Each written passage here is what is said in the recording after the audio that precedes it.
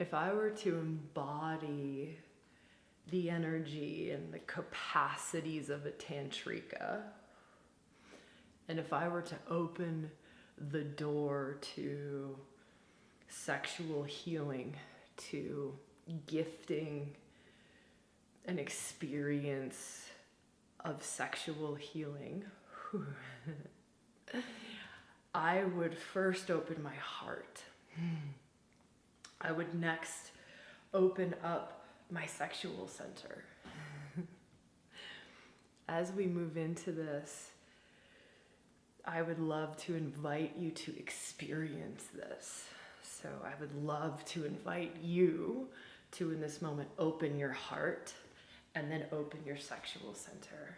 My aim in this exploration, this video or podcast, depending on where you're at when you're listening or watching, my aim is to offer a space, offer a, dare I say, transmission, offer an alchemical container to transform shame, guilt, pain, fear around sexuality into love of, acceptance of sexuality, your sexuality. So let's make this personal. Let's, as personal as we can, right? This is a bit edgy, but it's also, I feel like, what is being asked. And that is a more experiential journey versus talking about tantrika, talking about sexual healing, talking about different practices to step into sexual healing. If you're interested, I've done videos on that. You'll find one up here in the left-hand corner in the description below, around 6 practices to support sexual healing. That's not as much of an energetic transmission, an energetic experience. So just an invitation here. If you're gonna walk into a temple, you're gonna walk into the temple of the sacred prostitute, the temple of a tantrika who is about to open a door for you to take your sexuality to the next highest level of expression, the next most healed place of your own sexuality. How would you be in that moment? So just right now, how would you be in the moment? You are walking into a temple. You are walking into the temple of sacred sexuality, the temple of sacred sexuality, where all is loved, all is honored, all of our beings is revered. And this might already be tripping you out. And you might be like, wow, I did not know what I was getting myself into, and absolute respect for that. I'm gonna invite you to bear with me though, even if this is like, whoa, what have I just done here? This comes from years and years and years of holding the space for both men and women, all on the gender spectrum, all on the gender spectrum. For one who holds a space for sexual healing and one who holds a space, there is no line, there is no difference necessarily between this sexual expression, this body form, that body form, this sexual desire, that sexual desire. It is all honored, it is all respected, right? It is all of it. And I can feel like skeptical thoughts going like, well, what about, just bear with me, like park that stuff to the side and just, can you allow yourself to come into a space that honors sexuality, like the raw, pure essence of sexual energy, which is attraction energy, it's creation energy, it's fiery, it's can be watery, it's light-filled, it's repelling energy, but just the like raw, pure essence of sexual energy. It's what made you. It's what made me. Just allowing ourselves to go, okay, let me take the dogma away from sexuality. Let me take the absorbed conditioning away from sexual energy. Let me take my family's belief system away from sexual energy. Let me even take my past experiences away from sexual energy. All of it. I'm asking a lot. I'm asking a lot. I understand that, and I am so compassionate about past experiences, about tough family patterning, around judgments, around community conditioning, around religious conditioning. I am so compassionate about it, but I'm asking us to move beyond it. I'm asking us to move beyond it. I'm asking us to get out of all that has been placed on top of raw, pure, beautiful, glorious sexual essence, right? And so just almost in this moment, an invitation to feel yourself like, I'm gonna take off the family conditioning. I'm gonna take off, like it's almost oftentimes it's like a dampening, a heavy box, lid that's been placed, a judgment, like the energy of judgment, the energy of dampening, the energy of repressing, the energy of conform, right? And just like take it off. So just in this moment, like this is part of the experiential aspect of our time together, is just like, can you remove the dogma? Can you remove what family beliefs are? Can you remove social, societal beliefs? Can you remove possibly religious or other community beliefs? Can you remove just in this moment? I know some of this stuff is so ingrained, but what we're looking for is just the innocence underneath that, the innocence. So it's just like removing, peeling back the layers, peeling back the oppression, the suppression, the judgment, all of that to get to innocence, like innocence around sexuality, just innocence, to find that place, even if it's like one tiny little minuscule of a spot that you could just barely even touch into and you're not even sure it's there, but find innocence, find just innocence around it, innocence in just like raw, pure sexual essence, and just stay with that for a moment, that the purity of it before a story got placed on top of it, before we watched porn and then that got placed on top of it, before we looked at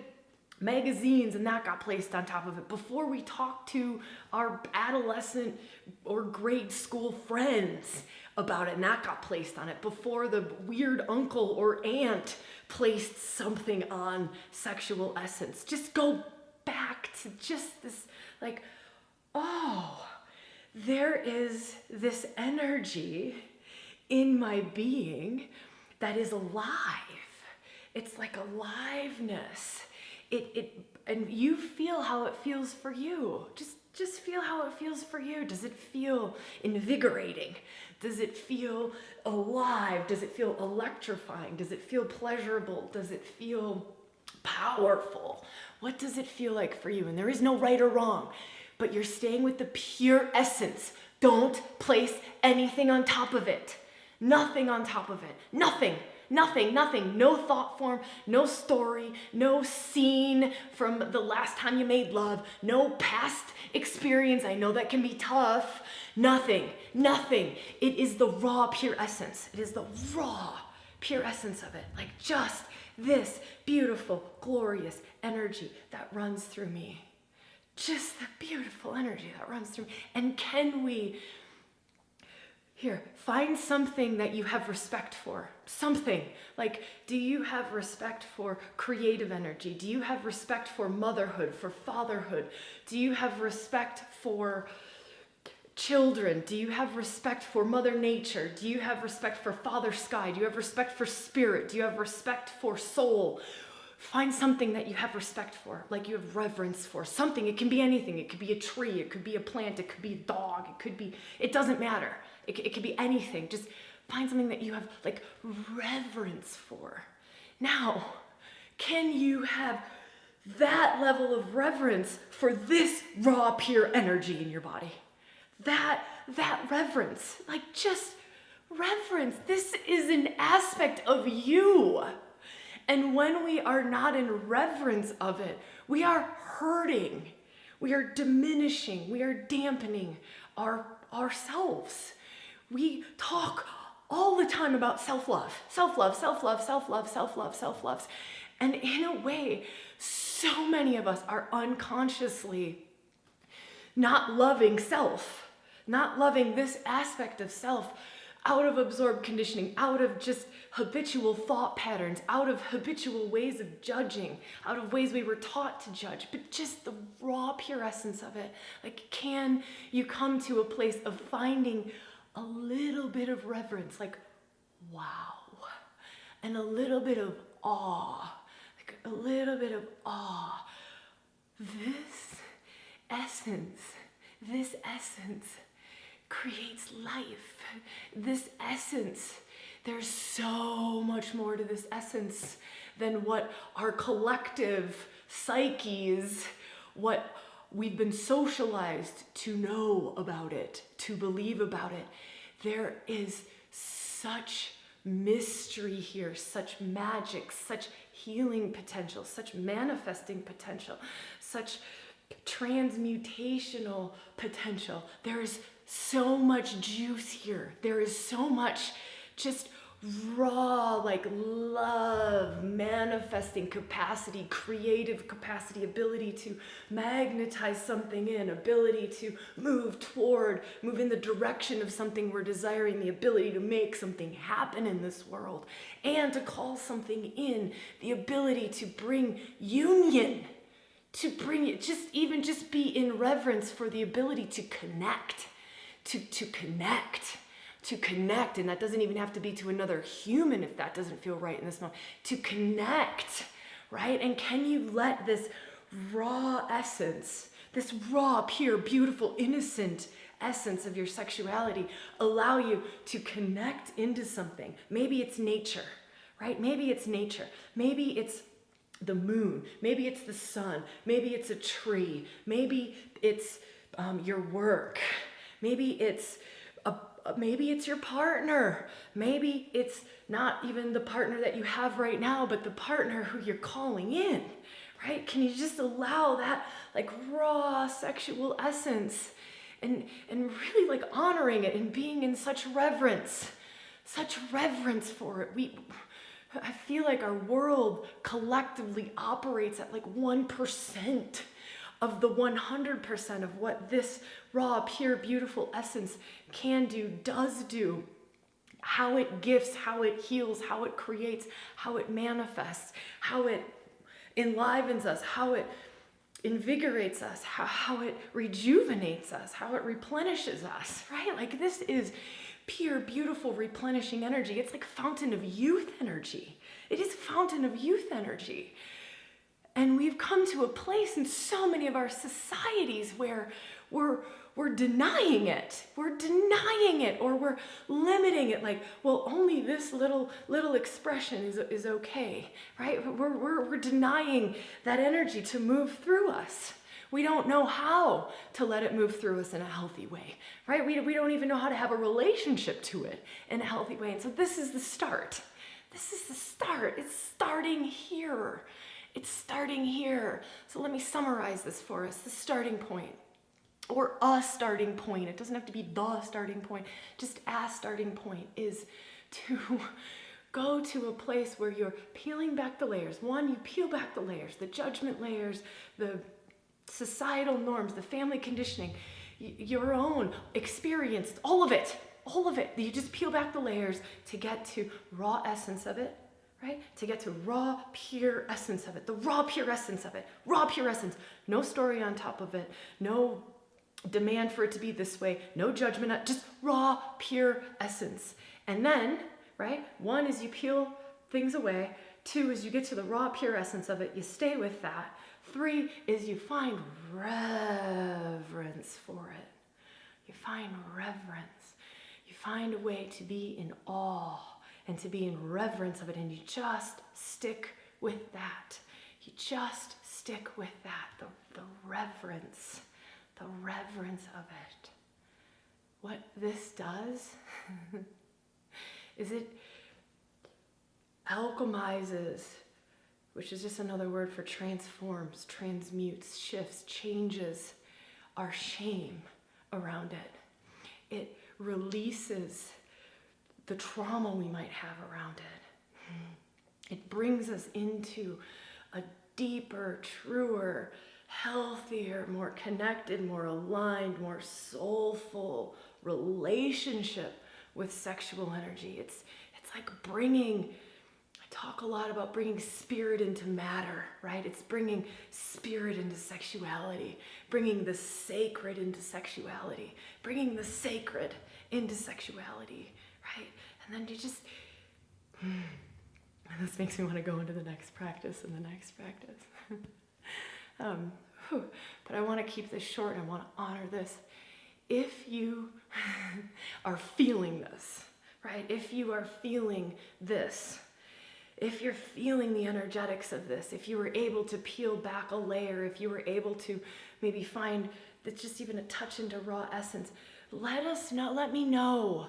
Leave a comment, let me know, like if this is translating, if you want more of these kinds of explorations, these kinds of practices, these kinds of videos, YouTube shares, this is pushing an edge for me, right? These are things that we do in-person retreats. These are things that we do in, tightly held sacred containers. In some of our online programs, this is what we explore in ReWilding for women. This is what we explore in sexual healing and awakening in-person retreats, which, depending on when you're watching this, there might be in one of those events coming up. You'll find links in the description. There is this edginess, right? This edginess to this being shared publicly. So forgive me if I'm fumbling around a little bit. This is really deep and raw and new for me, new to be sharing this in a place where anyone can access this versus actually in temple space, right? You are in retreat with me. You are here in this retreat center with me and we are exploring this together. Or you have said yes to being in a sacred container and going into these practices together. But I would love to hear how this has touched you. I would love, if you want more, to subscribe, to share this if you know someone who, like, whoa, like, I feel like this loved one or this friend might stand to gain something from this. And then I'll leave you with this final piece of, let me feel into what most serves this moment. All right, I know what most serves this moment. This came up in our Facebook shares. We do a lot in our Facebook group, and if you haven't joined, you'll find a link up here to join our Facebook group in the description below. We have lots of conversations around videos and podcasts and shares and programs and things that we're exploring here in ReWilding and in Reunion and Living Close to the Bone. That's our new program. And just here publicly and also in programs. But in our Facebook group, what was shared was this real deep linking between heart and sexual center. Heart and sexual center. Many individuals that I've worked with in many different cultures and countries and backgrounds and histories have a severing somewhere. I'm going here because this is the most common one. It shows up here, but can show up here or lower.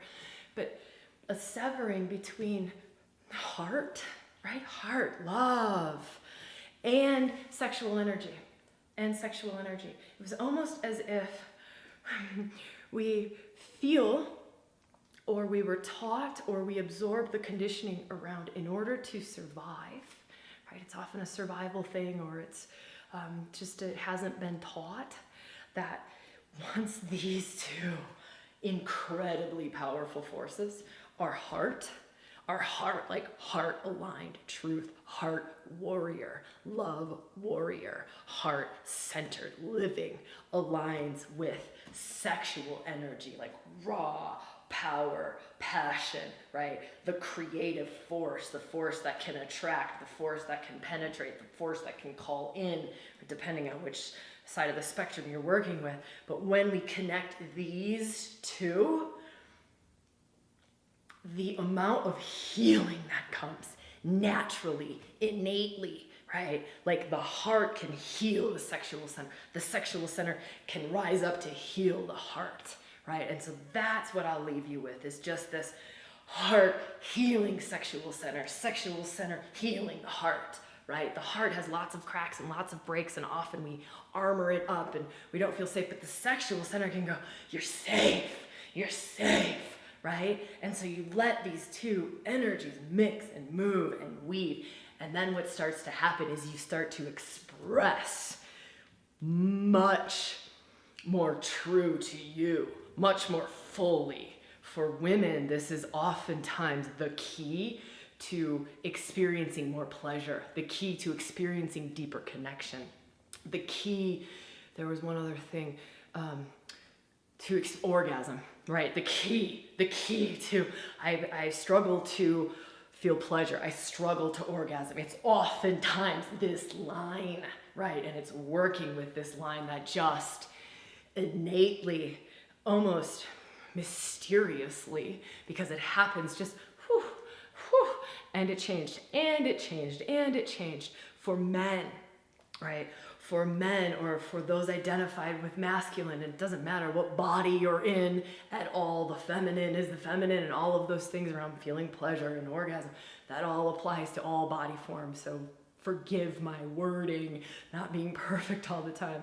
But for the masculine, when this is aligned, wise choice starts to happen. Wise choice. And also this feeling of deeper connection. Like, whoa, I feel a deep connection and an empowerment. Like, we become so much more powerful and less afraid of our fullness, less afraid of our potency, less afraid of our virility. And same with women, we become less afraid of our sexuality, less afraid to express pleasure, express beauty. Fear, we have so much fear around the fullness of our sexuality, the trueness of our sexuality, the wildness of it. And the heart, doing that practice between the two really helps to eliminate, to heal, to remove the fears and bring us out of fear into love, out of fear into love, out of fear into love. Whew. I hope this has served. If it has, and you want to continue, again, you'll find the 6 practices for sexual healing right up here. You'll find ways to do retreats or to do programs if sexual healing and awakening or exploring tantrika energy is really something that's calling to you. Just kind of poke around. We've got lots of ways that you can continue on this journey if it calls to you. And again, if it sings and you liked it, please hit the like. It helps us out. It helps the comments, the likes, the subscribes, the bell notification, all of that just helps us to share. And that's, I don't know, as scary as it might be, as we push into this new,